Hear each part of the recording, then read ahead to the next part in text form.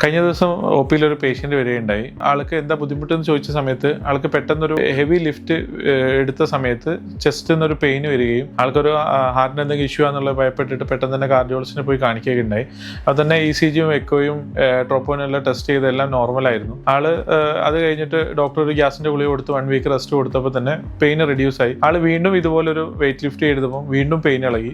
Confused ആയിട്ടാണ് പിന്നെ എൻ്റെ അടുത്ത് ഒ പിയിലേക്ക് വരുന്നത്. അങ്ങനെ പേഷ്യൻറ്റിനെ കൺസൾട്ട് ചെയ്ത് നമ്മൾ നോക്കിയപ്പോഴാണ്, അതേപോലെ ഡീറ്റെയിൽ ആയിട്ട് സംസാരിച്ചപ്പോഴാണ് ആൾക്കൊരു 5 ഇയർ മുന്നേ ഇതുപോലെ ഒരു ആക്സിഡന്റ് സംഭവിക്കുകയും ഈ സ്റ്റാറിങ് വന്നിട്ട് ചെസ്റ്റിലേക്ക് അടിച്ചിട്ട് ചെസ്റ്റിൽ ചെറിയൊരു ഇഞ്ചറി പോലെ ഉണ്ടായിരുന്നു. പക്ഷേ എക്സ്റേയിൽ നോർമൽ ആയതുകൊണ്ട് ആളത് വലിയ കാര്യമാക്കിയില്ല.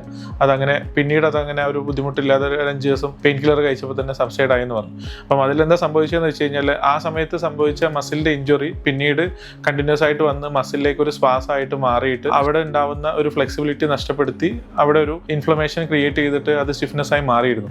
ആ സ്ഥലത്തേക്ക് പെട്ടെന്നൊരു ഹെവി ലിഫ്റ്റ് വന്നപ്പം ട്രിഗർ ചെയ്തിട്ടാണ് ഈ ഒരു പെയിൻ വന്നിരുന്നത്. അത് നമ്മൾ നോട്ടീസ് ചെയ്യുകയും അത് ഒരു ആയുർവേദ ട്രീറ്റ്മെന്റിലൂടെ കംപ്ലീറ്റ് ആയിട്ട് ആ മസിൽ ഉണ്ടായിരുന്ന ഇഞ്ചുറിയും സ്റ്റിഫ്നെസ്സിനെയും കംപ്ലീറ്റ് ഹീൽ ചെയ്ത് കഴിഞ്ഞപ്പോൾ അത് കംപ്ലീറ്റ് ആയിട്ട് മാറുകയും ചെയ്തു.